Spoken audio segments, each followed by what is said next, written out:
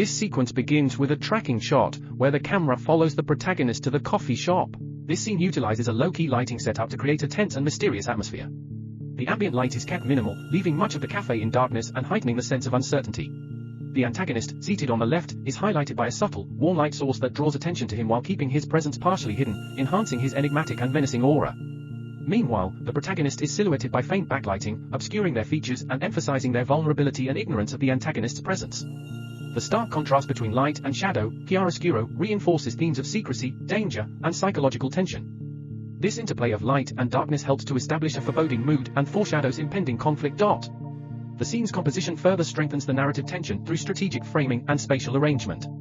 The protagonist is placed in the center of the frame, underscoring their importance and highlighting their uncertain journey. In contrast, the antagonist is positioned along the left third of the frame, subtly aligning with the rule of thirds and maintaining his presence as a hidden threat. The shot uses foreground elements like tables and chairs to create depth, suggesting a psychological and physical divide between the characters. Leading lines formed by the furniture and architecture guide the viewer's eye toward the antagonist and the back of the cafe, enhancing the feeling of unease. The lighting of this shot continues the setting of the previous shot, but the composition is different. The protagonist is positioned in the left foreground in a tight medium close-up, with high-right background, salariate composition that reinforces the distance, both physical and psychological, between them.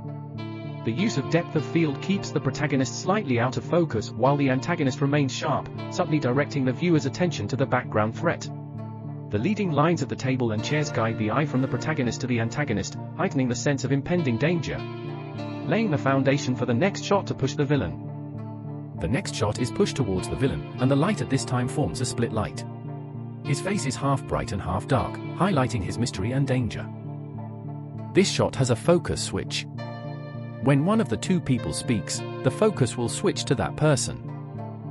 The next few scenes maintain similar compositions and lighting to the previous ones, because we want to create the effect of going backwards and starting again, so we need to ensure that all elements remain consistent.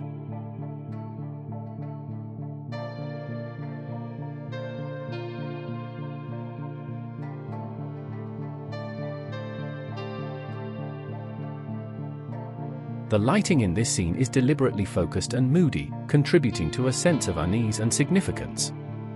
A single overhead light source casts a focus beam onto the table, illuminating the red cup and scattered red flower petals, while the surrounding areas remain in darkness. This dark lighting creates a spotlight effect, drawing the viewer's attention directly to the center of the table.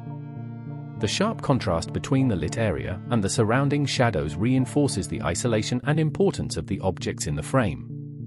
The warm hue of the light enhances the red tones of the petals and the cup, imbuing the scene with a sense of foreboding or symbolic tension. The shadows cast by the petals and the cup add a subtle sense of depth and texture, giving the scene a slightly surreal quality.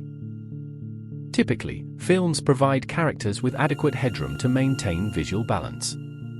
By intentionally removing this space, the composition disrupts that balance, creating a subtle sense of imbalance that suggests emotional or narrative instability. This technique adds an underlying tension or suspense. When headroom is cut off, the frame feels crowded, and the character appears squeezed within it, conveying a sense of confinement, as if the character is cornered with no escape. This approach is particularly effective in tense, oppressive scenes, where it focuses the viewer's attention on the character's face and expressions, amplifying the emotional impact.